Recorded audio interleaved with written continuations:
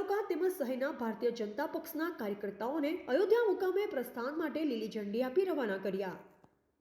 ખેડબ્રહ્મા તાલુકા તેમજ શહેરના ભારતીય જનતા પાર્ટીના કાર્યકર્તાઓ અયોધ્યા રામલલાના દર્શન કરવા રવાના થયા।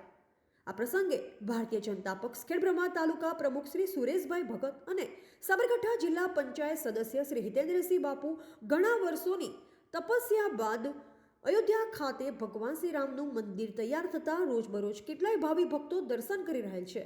તે મુજબ આજરોજ ખેડબ્રહ્મા તાલુકાના 40 ઉપરના કાર્યકર્તાઓ ભારતીય જનતા પક્ષ ખેડબ્રહ્મા તાલુકાના ઉપપ્રમુખ શ્રી અને રેલવે સલાહકાર સભ્ય શ્રી મોહનભાઈ પી પટેલના તેમજ શહેરમાં મહામંત્રી પ્રશાંત પટેલ તેમજ સંયોજક અરવિંદભાઈ ઠક્કર પૂર્વ પ્રમુખ નગરપાલિકાની આગેવાની નીચે જય શ્રી રામના નારા સાથે ખેડબ્રહ્મા બસ સ્ટેન્ડથી આબુ રોડ સુધી બસ દ્વારા અને ત્યાંથી રેલવે દ્વારા જવા માટેનું પ્રસ્થાન શ્રી સુરેશભાઈ ભગત અને હિતેન્દ્રસિંહ બાપુ ઉપસ્થિતિ રહી તમામ કાર્યકર્તાઓને પ્રોત્સાહિત કરેલ હતા।